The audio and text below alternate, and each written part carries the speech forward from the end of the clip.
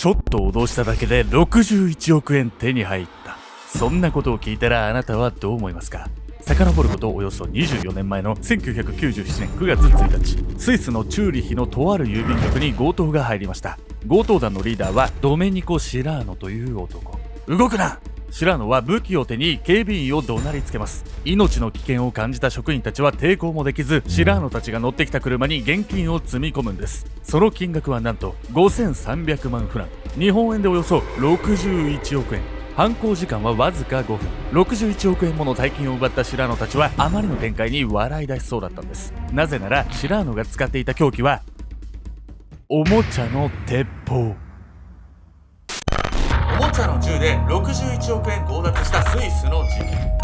なぜ彼らはたった5分で国家を揺るがす犯行を遂行できたのか。そこには国民が犯人に味方してしまうほど愚かな警察の実態があったんです。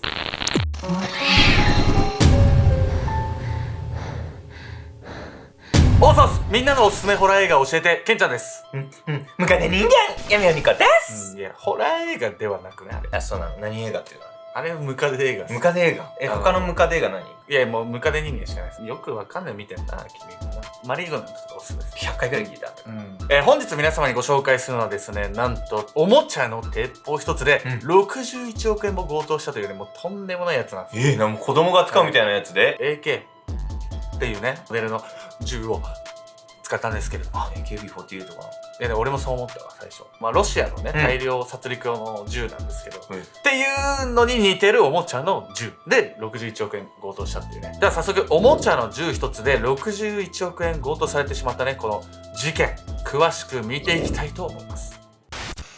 数分の61億円強盗。遡ること24年前の1997年9月1日、スイス・チューリヒの中心部にあるフラウミュンスターの郵便局が今回の舞台。強盗団のリーダーであるドメニコ・シラーノは仲間4人と共に盗んだトラックに乗り込みました。役割分担は分かってるな。もう少しで億万長者になれるぞ。そう言ってシラーノたちはフラウミュンスターの郵便局へ向かって車を走らせます。その車は偽装してペンキで塗られており、テレコムというスイスでは有名な車用車に仕立ててありました。車が郵便局に着くと警備員は疑いもせずゲートを開けます。そうしてシラーノたちが乗った車は堂々と郵便局の敷地内へ。実はシラーノたちは毎月この日の午前中に現金輸送車へ7000万フランが積み込まれることを知っていました。そして午前10時37分、現金を輸送車に積み込もうとしていた郵便局職員に対し、強盗団たちは車から飛び降り、動くなと叫びます。シラーノたちの手にはピストルやライフルが光っていました。その場には6人の職員がいました。しかし脅された職員は誰一人怖くて動くことができませんでした。なぜならシラーノたちの持っているライフルが史上最悪の大量殺戮兵器とも呼ばれる AK47 に見えたから。その間にシラーノたちはその場にあった現金を車に詰め込みます。その時間はものの数分、日本円でなんと61億円もの現金強奪に成功したんです。6人も警備員いて1人ぐらい見抜けないものなのこれ？実はですね、スイスは銃の保有率が高い国なんですよ。先祖代々から受け継がれてる銃みたいなのがあって、割とこう銃を持ってること自体は珍しいことじゃないんで、日本人ならもしかしたらね、疑ってたかもしれないよね。逆に普段から銃見てたらさ、あれが本物かどうかって分かるような気もするし、見たことないから本物か偽物か分からんから、なおさら日本人の方が分かんないかもしれないよね。その当時ヨーロッパではダイアナ妃の訃報がセンセーショナルに伝えられていました。しかし事件翌日のスイスではダイアナ妃の訃報よりも郵便局強盗の話題で持ちきりとなったんです。ちなみに61億円という金額はスイスの歴史が始まって以来初めての被害額。さらにドイツ語圏の日刊紙ダーゲス・アンツァイガーでは言いづれのか、俺が悪いわ。この強盗被害金額はスイスだけではなく、おそらく世界最高の被害額だと報じています。そうよね、なんか61億円も取られたみたいな話あんま聞いたことないもん。そんだけの量をね、素早く運び出せるってすごいわよこれ。1円玉が61億枚あるってことですからね。25メートルプールどんぐらい？多分1円玉ではないでしょっていうツッコミ待ち。本来なら断罪されるべき事件なんですけど、スイスの国内世論ではですね、思わぬ方向に進んでいってしまう。どういうこと？犯人の味方になった国民。61億円が奪われた事件を受け、国内外のメディアはこぞってこの事件を取り上げました。警察はすぐに大掛かりな捜査を始めたんですが、数日経っても何の成果も上げられません。ものの数分で歴史史上最高額の金額を奪われたこの事件。いくら凶器で脅されたとはいえ、警察はすぐに駆けつけることはできなかったのか。メディアは徐々に警察や郵便局に疑問を持つようになるんです。そのうちの一つ、ドイツ語圏の日刊誌ターゲスアンツァイガーは、読みづれ、これもついに国民に理解される犯罪者が現れたと報道。しかも世界最高額のお金を奪った上、一滴の血も流れずにやってのけた。たった5人の強盗犯で行った犯行は紳士的な犯罪者ランキングの上位に入るとまで伝えたんです。実はこの事件ですね、ちょっと間抜けなところもあるんですけど、犯人たちがね用意した車っていうのがちょっと狭くて、7000万フランのうち5300万フランしかね持ってきなかったんです。今回の事件では犯人たちは1700万フラン入りの箱を諦めて逃走していきました。これを受け、事件後に郵便局を訪れた人の中には、残った1700万フランを私が引き取ってもいいですよとからかう人が続出するんです。ちょっとなんか性格悪いな。しかもこの事件に便乗して広告を出す会社まで現れたんです。自動車メーカーのマツダは大型車の写真を新聞広告に掲載し、郵便局強盗様、マツダ E2000 なら現金7000万フランを収容できる十分な荷物スペースがありますという広告まで出したんです。皮肉たっぷり。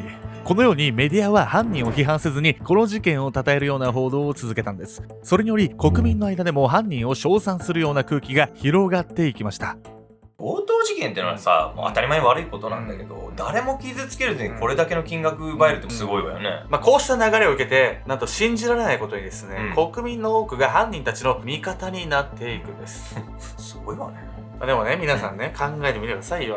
小説とか映画とか見てて、ちょっと悪者の方がかっこいいとかさ、悪役ちょっと応援したくなるとかさ、あるある。あります。なんかダークヒーロー的なね。例えばね、アルゴを見てて、出てくる犯人たちにちょっと同情しちゃったりとか、応援したくなっちゃうとか、その理由によってはね、あんま良くないのかもしれないですけど、ワンピースとかだとさ、普通に考えたら海軍応援するはずなのに、スモーク与えたところが悪い感じするもん。しかも今回人を傷つけてないっていうところ、これが例えば人殺してたらね、捉え方も変わったんでしょうけど、ちょっとなんかヒーロー的扱いになってしまったんじゃないかなとも思いますよね。実はそんなね、悪役を応援したくなるような小説のことをピカレスクロマンというんです。ピカレスクロマン、初めて聞くわ。というわけで本日のメトラーキーワード、ピカレスクロマンについて。ピカレスクロマンとは暴力的ではなく、時にはユーモアも備えたずる賢いペテン師的小悪党を主人公にした小説のこと。例えばルパン三世など犯罪を犯す側の人物の方が読者の共感を得やすい作品のことを言うんです。今回の事件もピカレスクロマンのようにおもちゃの銃で誰一人傷つけることもなく61億円を盗んだ犯人たちを国民は面白がり称賛したんです。確かにちゃんとしてなかったら警察より犯人の方が頭いいじゃんって思っちゃうもんね。そして今回の事件でもですね、ピカレスクロマンのように犯人を応援したいみたいなね、人が増えてっちゃったんですよ。そしてその原因はね、警察のね、失態によるものもあったんです。警察と郵便局側の失態。世間の逆風を浴びながらも捜査を続ける警察。しかし犯人たちの称賛を後押しするように強盗に入られた郵便局の不備が明らかになっていったんです。なんとこの会社は万が一の時の損害保険に入っていませんでした。また防犯体制においても被害に遭った郵便局には防犯カメラがあったものの、その数は少なく定位置に備え付けられただけでした。強盗団はそれを知っていたようで、常にカメラに背を向けて立っていたため個人の特定には至りませんでした。しかも盗まれた現金は未使用で番号を登録もされていなかったんです。仮に盗まれた現金がどこかで使われていてもそれを調べることはできない状態でした。さらには警察も失態続き。事件を調べるうちに警察は犯人の一人がフィアット・フィオリーノという人物であることを突き止めます。しかし犯人の本当の名はフィアット・デュカートでした。警察はこれに気づかず違う人物を追跡し、本当の犯人が逃亡する隙を与えてしまったんです。昔の犯罪とはいえ、あまりにもずさんすぎんじゃないの。ちょっとこれはスイスはですね、昔からね、治安がいいっていうイメージもあると思うんですよ、皆さんに。こんな大胆不敵なね事件が起こるなんてね、国中で思ってなかったんじゃないですかね。強盗犯の車はその他防犯カメラにも映っており、逮捕は時間の問題と見られていました。しかし当時のカメラ画像では識別が難しく、特定車両を判断できた時には時すでに遅し、犯人たちはすでにあちこちに逃亡していたんです。国内外のメディアは失敗、不運とこぞってこの事件をかき立てました。すっかりもう犯人たちやられたって感じじゃない、これも。これで迷宮入りなわけよ、これ。いやもうね、61億円のね、大きい金額だったんで、もう見つからないわけがないです。事件が発生して10日後、状況は一変します。警察は威信をかけて実行犯を突き止め4人を逮捕。3人は主犯格、そしてもう1人は内通者の郵便局職員。なんと強盗に入られた郵便局員に内通者がいたことが明らかになったんです。そして実際に郵便局に入ったのは5人だったんですが、犯行は結果的に計18人が関わっていたことが分かります。警察は犯人を逮捕すると同時に盗まれた5300万フランのうちの2000万フランを押収。メディアもこの劇的な展開をトップニュースとして報道し、捜査を率いた検事を失われた宝の在りかを突き止めるハンターともてはやしました。やったじゃないの。ちょっと時間かかったけどやっとね、犯人検挙できてんじゃない。これはですね、警察がね、威信をかけてね、捜査した結果でもあるんですけど、犯人側がね、素人だったっていうのもね、大いに関係しているんです。その逮捕劇の内容は想像を上回るものだったんです。間抜けな犯人。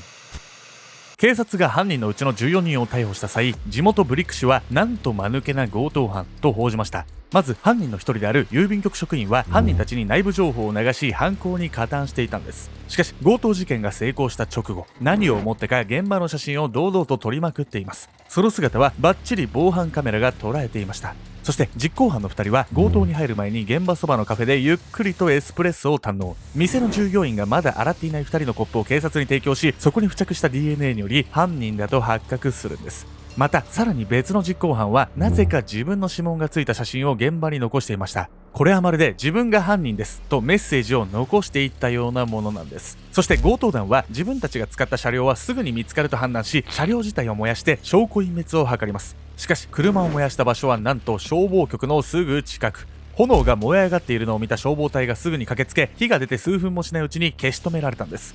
もちろんそれ以上車は燃えなかったため、燃え残った車内には事件解決の手がかりが多く残されていたんです。もうバカだね。もうバカでしかないね、これは。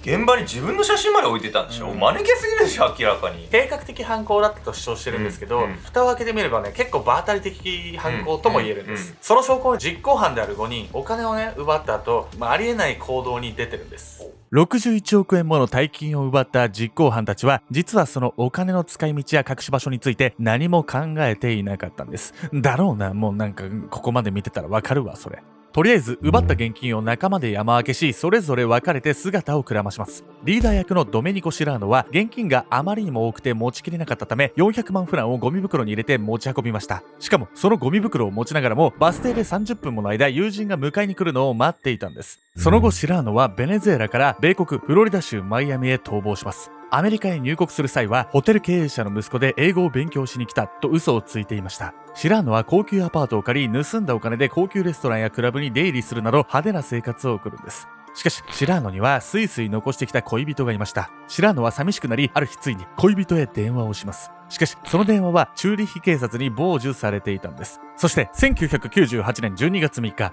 武装した警察官がシラーノの自宅に踏み込み、シラーノはついに逮捕されるんです。スイスの地元紙 NZZ はこの逮捕劇を愛が呼んだ逮捕と報じました。この一連の行動は後にシラーノが自伝小説として出版し、映画にもなっているんです。ずうずうしいな、小説にするの。ちょっと見たいけどね。そのままアメリカに暮らしてたら、優雅に暮らせたはずなのにね、これ。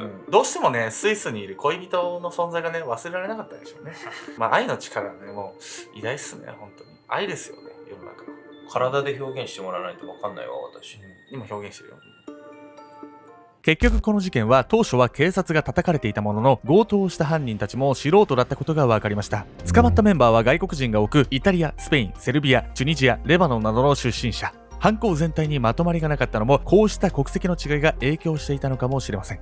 1998年の秋、主犯格だったシラーノをはじめ強盗に入った5人が司法の場に立ちました。そのうちのメンバーの一人はこう語っているんです。あれはゲームのようなものだった。あんなにうまくいくなんて誰も予想していなかった。裁判所は犯人たちに対し、いずれも4年9ヶ月から5年6ヶ月の懲役刑に処します。また最年少の当時19歳の少年に対しては強制施設での不定期刑を言い渡したんです。盗まれたお金のうち残りの2700万フランの行方は現在も分かっていないんです。